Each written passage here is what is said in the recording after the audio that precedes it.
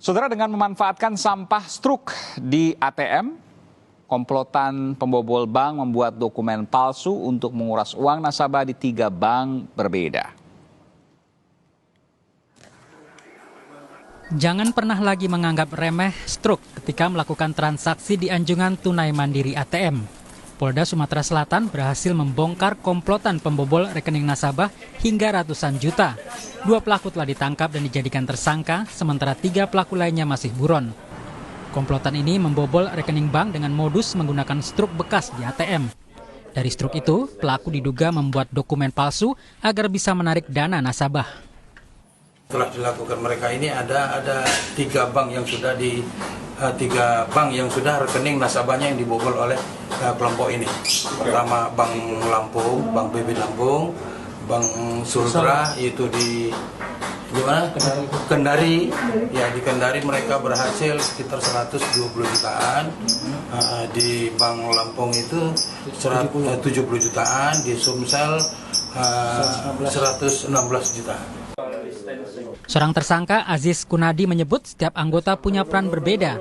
Aziz mengaku berperan membuat KTP dan buku tabungan palsu, lalu menarik uang di bank dengan modus ketinggalan ATM. Sementara tersangka lainnya, Mujianto, bertugas mencari struk di ATM. Itu kan KTP-nya dipalsukan. Untuk identitas itu nggak curiga waktu saat kita datang langsung ke bank itu? Kalau di bank daerah memang cuma 1 KTP aja yang diminta kemarin. Tapi wajah kita wajah sesuai. Fotonya diganti dengan foto saya. Kasus ini terbongkar setelah petugas mendapat laporan dari salah satu korban. Polisi menyebut komplotan ini sudah beraksi sejak 2018. Reski Oktora, Muklas Diferensial, Kompas TV, Palembang.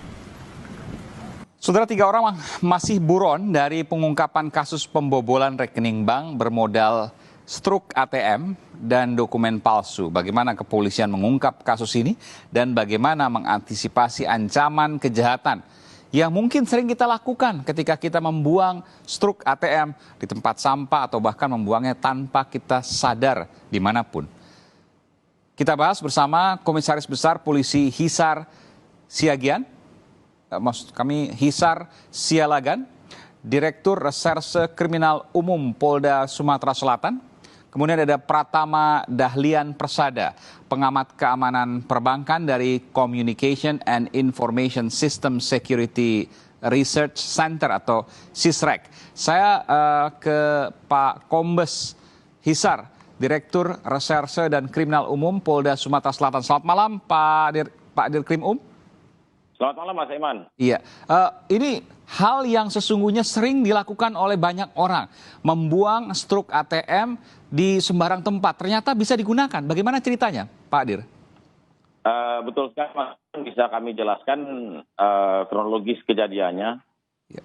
Ini setelah kita tangkapnya, baru kita bisa mengetahui bahwa modusnya itu adalah mulai dari pengambilan struk.